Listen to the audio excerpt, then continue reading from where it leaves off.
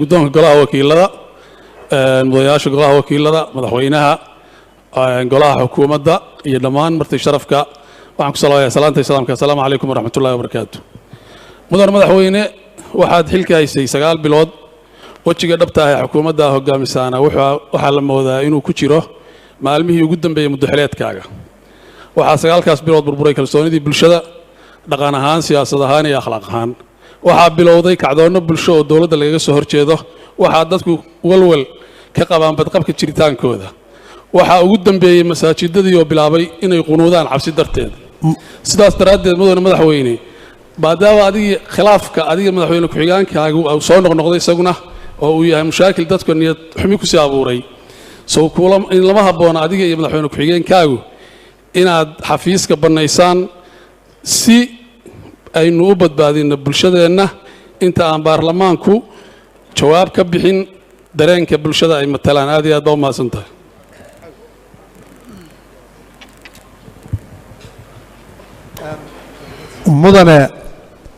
mudanayaal waxa weeye idinkoo sharfan madaxweynuhu waa madaxweynihiinnii su-aalaha aad weydiinaysaana ha ahaadeen su-aalo hufan oo sharfan oo aan personal attackna lahayn dalka iyo dadka maslaxaddiisana ah saasaan codsanayaa bliis insha allah bismi illaahi raxmaan raxiim waa koobaynaa labadaas su-aalood baan u doon doonaa insha allah mudanayaal iska bismi illaahi raxmaan raxiim bismi illaahi raxmaan raxiim waan u mahad celinayaa xildhibaanka hadlay waana qadarinayaa habka maamulku u socdo in ajandaha baarlamaan baan ahaan jiro baarlamaanku ajandaha inuu ku socdo weeye laakiin dooddu inaad halka ku furtaan maanta aad baan ugu faraxsanahay bulshadii xooggeedii joogtay labeenteedii xaqiiqda marka loo hadlo dadka dalka xogtiisa ka hayo ma aha baarlamaanka oo keliya dalka xogtiisa waxaa haya dadka reer puntland oo dhan markaan xil ka qabannay meeshuu dalka joogay waad ogtihiin maanta waxa aan sheegayno ma aha hadallo warqado ku qoran waa xaqiiq dhab ah oo jirta amniga meelihii ugu darnaa waxaa ka mid a magaalada boosaaso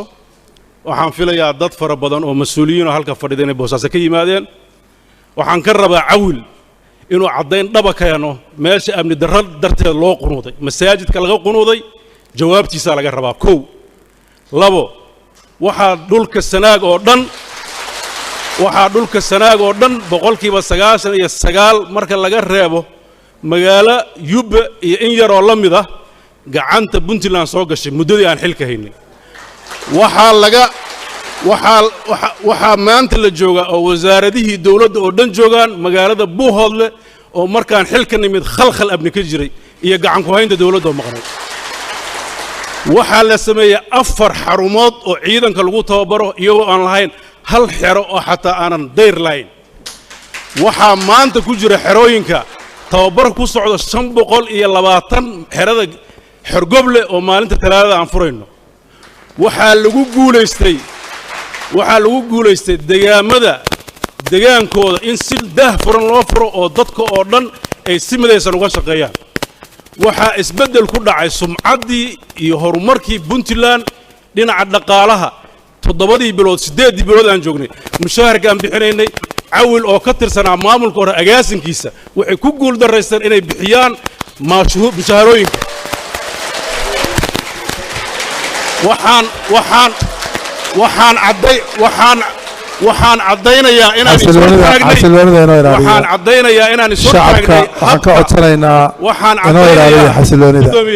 waxaan caddaynayaa inaan is-hortaag ku samaynay habka ay doonayaan xildhibaano fara ku tirisa inay dowladda maamulkeeda ula wareegaan oo iyagu ay rabaan inay determayn ku sameeyaan waxaan runta u sheegayaa hadalka uu ka hadlay gudoomiye su'aashayda ha ka jawaab madaxweynuhu meel kalu marayaa hadal mareed mudane hadalka mareed baad weydiisay waad aamusaysaa nidaamka dawladnimada haddaadan raacin mas'uuliyaddeeda adaa qaadi doona dawladnimadu waxay u baahan tahay in la ilaaliyo uma baahna in ashuun lagu addimo ma ahin nin lagu cabsiin karo in aan waajibkayga aan garan waayey mana ahin nin loo sheegi karo danta iyo dowga dowladdan ay dooratay inaan ku dhaqdo waxaan rajaynayaa shacabka Puntland inay wakiil ka noqdaan horumarka dalkan u socno waxaan leenahay mawaaqif siyaasi ah waxaan leenahay mid amni xukuumadana annaga mas'uulka madaxweynaha u doorto ilaalinaya baarlamaanku waxaan rajaynayaa inay shaqadiisa aqoonsadaan waad mahadsantihiin fadhiista hala fadhiisto